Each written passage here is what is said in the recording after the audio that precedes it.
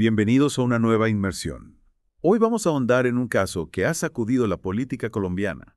El escándalo de Pitufo. De Pitufo, exacto. Un personaje que no era un simple contrabandista, como podríamos pensar a primera vista. Más que un simple contrabandista. Mucho más. ¿De qué estamos hablando? Estamos hablando de un personaje con tentáculos que llegaban a presidentes, políticos, policías. Y lo que realmente llama la atención es que no es un caso aislado, sino que abre la puerta a una olla podrida de corrupción que lleva décadas cociéndose en Colombia. Y en medio de toda esta tormenta encontramos al presidente Petro y a los medios de comunicación frente a frente en una batalla campal. Y nosotros aquí para analizarla, para diseccionarla, para entender qué hay detrás de las acusaciones, las defensas y sobre todo del enorme poder que Pitufo amasó durante años. Para comprender la magnitud de este escándalo, primero tenemos que conocer a fondo a su protagonista, Diego Marín, alias Pitufo.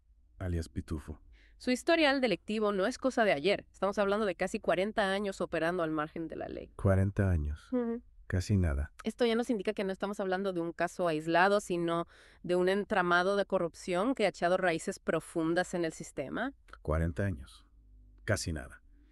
Y durante todo este tiempo controlaba el 80% del contrabando que entraba a Colombia. 8 de cada 10 productos ilegales. 8 de cada 10 productos ilegales. ¿Te imaginas la fortuna que esto representa? Y para mantener su imperio, Pitufo creó una red de sobornos que parece sacada de una película. Generales, policías, políticos, funcionarios. Hasta jueces. Hasta jueces. Cualquiera que pudiera facilitar sus operaciones estaba en su nómina. Es que no solo compraba voluntades. No. Tenía informantes infiltrados en el gobierno. Y no solo en el actual, también en gobiernos anteriores. Pitufo sabía lo que se cocinaba en las altas esferas. Siempre un paso por delante de cualquier investigación. Y aquí viene un detalle que pone los pelos de punta. Se ha filtrado un audio donde se menciona al mismísimo hermano del expresidente Iván Duque en relación con Pitufo. Parece que alguien le pedía un favorcito a Pitufo para el hermano de Duque. ¿A qué tipo de favores nos referimos?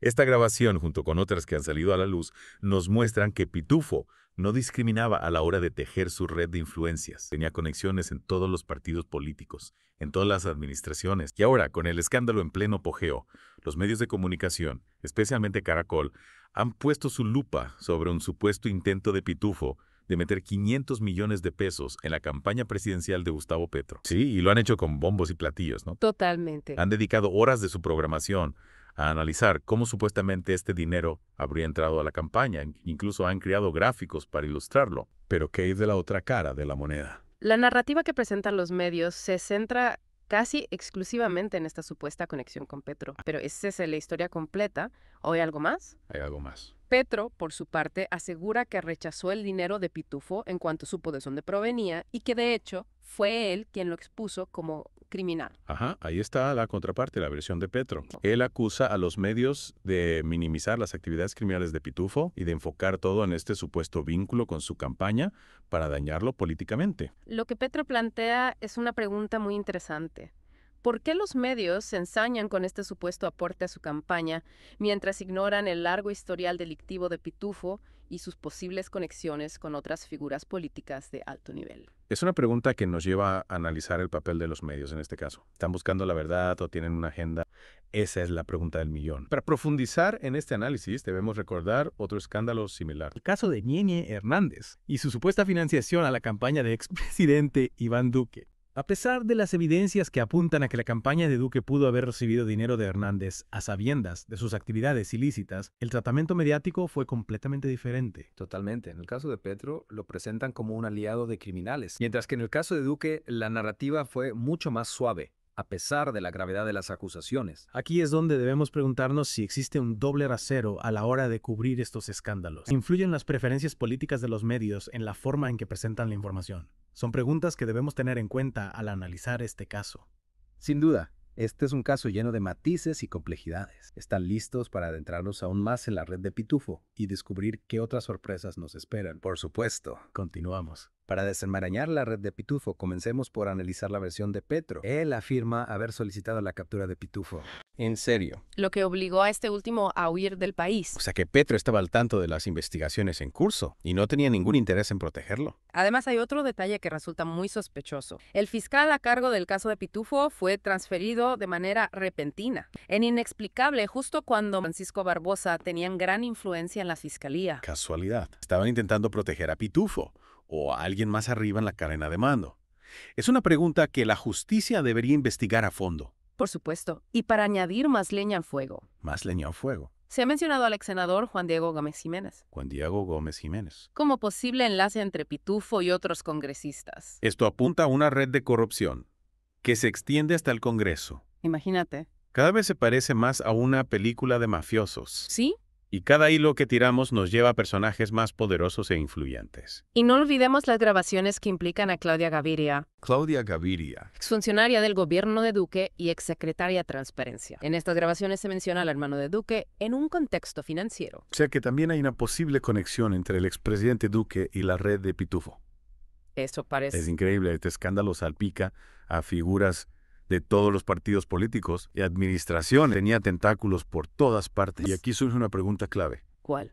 ¿Por qué los medios de comunicación no están investigando estas conexiones con la misma energía con la que se han centrado en el supuesto vínculo con Petro? Es una buena pregunta. Pareciera que hay un interés en desviar la atención del verdadero alcance de la red de corrupción Desviar la atención. y convertir a Petro en el chivo expiatorio.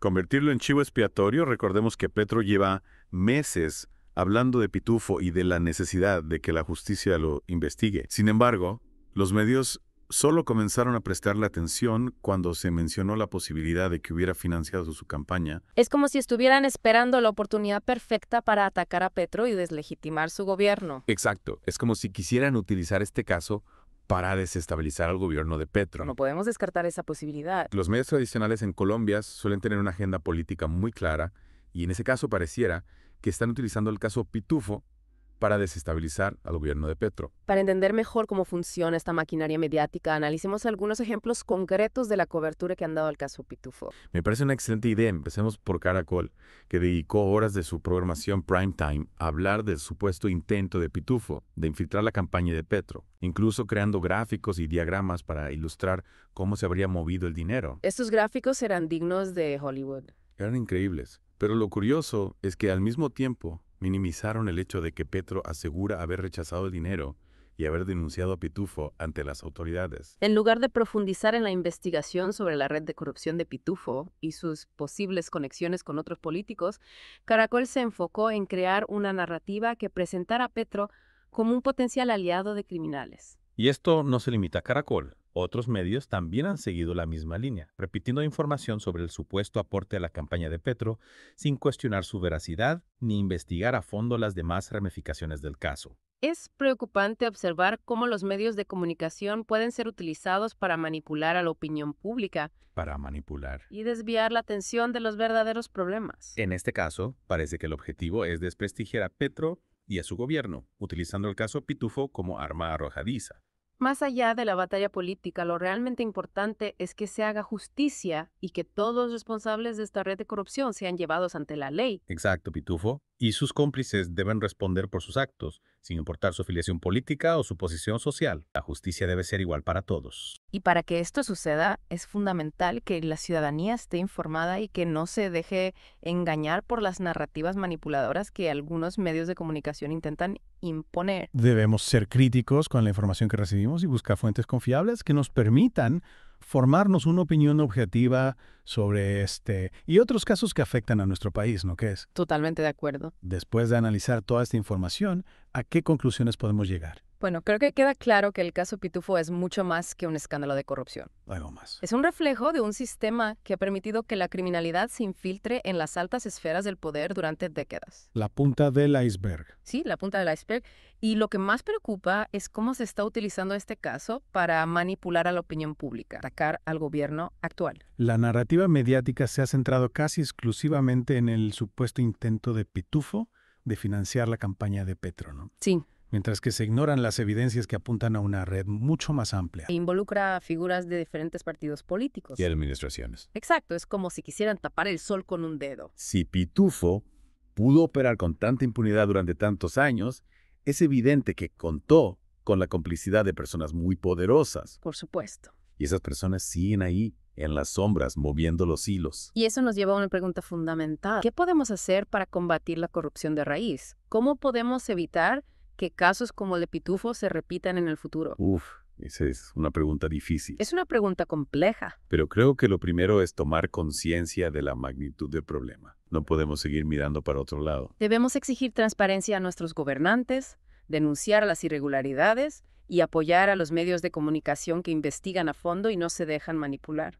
También es importante educarnos a nosotros mismos, ser críticos con la información que consumimos y buscar fuentes confiables. No podemos ser simples espectadores pasivos. Sobre todo no debemos perder la esperanza. No perder la esperanza. La lucha contra la corrupción es larga y difícil, pero no es imposible. Si trabajamos juntos, podemos construir una Colombia más justa y transparente. Totalmente de acuerdo. Este caso nos ha dejado muchas preguntas sin respuesta, pero también nos ha mostrado la importancia de ser ciudadanos informados y comprometidos. Si quieren profundizar en este tema y conocer otras perspectivas sobre la realidad colombiana, les recomendamos que visiten el canal de YouTube Voces de Colombia. Encontrarán análisis profundos y debates sobre temas de actualidad.